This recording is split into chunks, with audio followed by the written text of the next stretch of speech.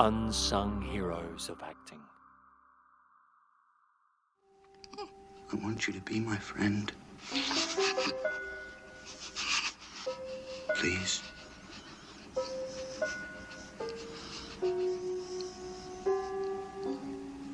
Okay.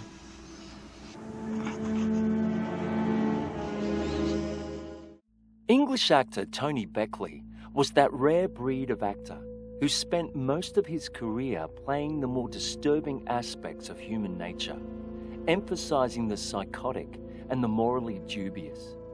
What set him apart from other actors of this ilk was the expertise in which he conveyed these characters, his supreme awareness of the camera in capturing the slightest nuance or disturbance, and his telepathic gift for making the viewer feel a subconscious, unexplained sense of unease and dread. Born in Southampton in 1929, he attended RADA, graduating in 1952. It wasn't until the early 1960s, after crossing over from theatre into film and television, that his career began to blossom. I signed a contract to co-star in this picture with Marcia Lander. Which, for obvious reasons, is impossible now. Yes, but I didn't expect to be stuck with this completely unknown girl. Well, who's ever heard of Claire Avery? I wish you would. Early television of the 1960s still tended to be studio-bound, and as a consequence, some of the acting styles were a mix of theatrical and naturalistic. One can sense in the early work of Beckley this very dichotomy. Well, why don't you shut up? Or you'll be the next one they fish out of the river. What the hell? Get out of there, will you? Yet, despite the blandness of the characters and the occasional broadness of his playing, he still shows early promise of being at ease in front of a camera. Oh, no. The arrangements are made courtesy of Lady Valerie Woodchester. But he's an active supporter. That's why I'm going. He obviously wants to talk some sense into my head. Meaning suppress the article? I just want to see how far he's prepared to go. It didn't take long before he found his talent for playing odd characters with unpredictable and often violent natures. It'll only take a second. Where is it? The meter? Yeah. I don't know. I haven't lived here very long. You don't know where your meter is? Well, I haven't seen it anywhere. I really don't know if we have one. You got gas, haven't you? Yes.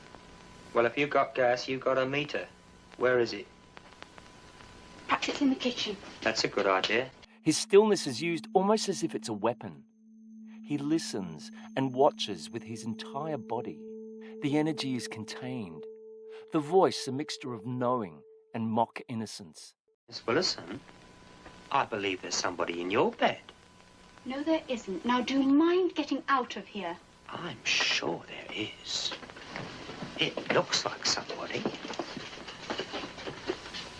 Didn't you know there was somebody in your bed? What makes this all the more frightening is that he introduces this threat without visually doing anything physical. The power is in his knowing, and the threat lies in our not knowing. He could still make the odd venture into comedy, seen here in his role as Camp Freddy in 1969's The Italian Job. Maybe the professor's not bent. Camp Freddy, everybody in the world is bent. The 1970s saw him playing many henchmen and thugs in TV shows and films of the period. Although by no means a central character, his is the performance the viewer remembers the most. He somehow radiates an energy and menace that is as beguiling as it is disturbing. A more amusing variant of the henchman character can be seen in a serious film, Get Carter. Come on, Jack, put it away. You know you won't use it. The gun, he means. One of his rare forays into playing the lead role is seen in the 1972 curiosity, The Fiend. Jesus wants you, you see. He sent me to tell you. I'll call the police. He sent me to warn you. There's not much time. Oh, say there's not much time. You'll perish. The day of retribution is at hand. Here, his unsettling persona is given full rein.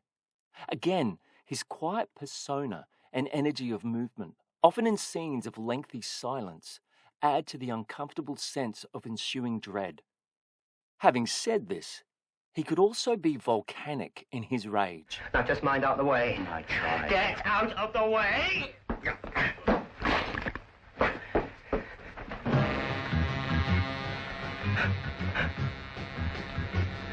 You killed her. In this episode of Callan, despite a suspicious shaky French accent, he expertly channels the odious aspect of human nature. If you come in with me, I can get you asylum. I believe you mean it. I do. No, it is too late, my friend. I killed her. We won't use that. I don't believe you. Now stand up. Up. Flat against the wall. In one of his best remembered roles in the Doctor Who episode, The Seeds of Doom, he returns somewhat to the mix of naturalism and theatricality. As with all of his roles, his energy is out of kilter, in a strange rhythm all of its own. Yes. Yes. The plants must win. Perhaps it's rather fitting that the final role of his career, before his untimely death from cancer in 1980, was also one of his best and well remembered. Here, in When a Stranger Calls, his role as the hopelessly psychotic Kurt Duncan is the culmination of years spent playing the sidelined, the odd, and the disturbed. By this stage of his career, Beckley had become incredibly relaxed and subtle in front of the camera. His ability to modulate his behaviour just through a look is extremely impressive.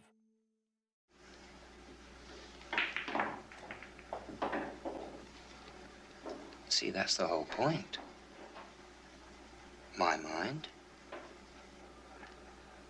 Your mind. Where do they fit in? Do you see what I mean? Equally as beguiling is the way in which he somehow creates sympathy for this character.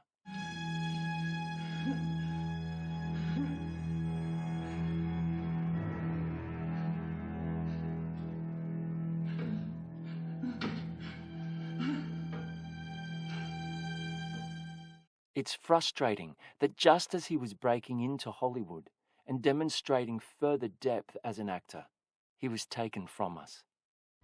Tony Beckley leaves behind a small yet important body of work.